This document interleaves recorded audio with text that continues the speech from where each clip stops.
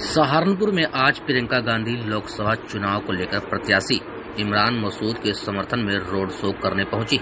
इस दौरान उन्होंने भाजपा पर जमकर तंज कसे। कांग्रेस की राष्ट्रीय महासचिव प्रियंका गांधी ने आज सहारनपुर की गोलकोठी से लेकर कुतुबशेर थाने तक रोड शो किया।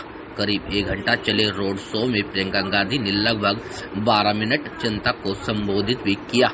इस दौरान प्रियंका गांधी ने मोदी पर खूब तंज कसे। प्रियंका ने कहा कि इस देश ने सत्ता को नहीं सत्य को पूजा है और मोदी सत्ता को पूजते हैं, सत्य को नहीं हूँ। ज्योतिषी नहीं रही हूँ, पार की बात कह रहा है। ज्योतिषी नहीं रही हूँ, मैं प्रभारी रही हूँ।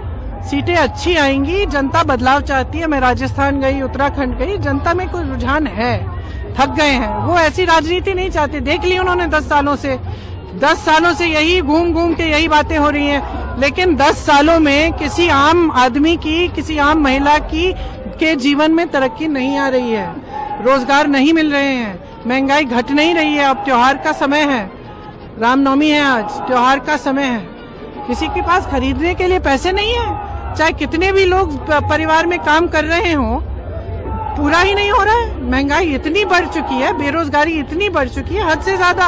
अब इन चीजों के बारे में तो मोदी जी बात नहीं करते। मुझे लग रहा है कि जो मोदी जी के इर्द गिर्द लोग हैं, अब तो बताने ही बंद कर दिए, कट गए हैं वो जनता से।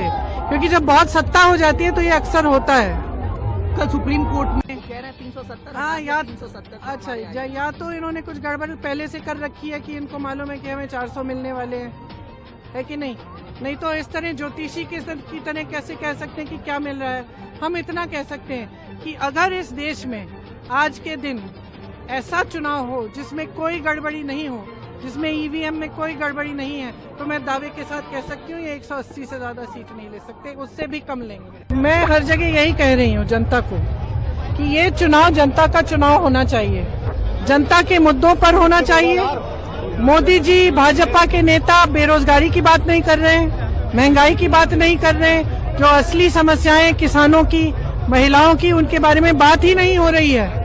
बात इधर उधर की ध्यान भटकाने के लिए हो रही है। इसलिए मैं जहां भी जाती हूं मैं कहती हूं ये चुनाव आप अपने लिए लड़िए, आप इस चुनाव को अपने मुद्दों के बारे में बनाइए।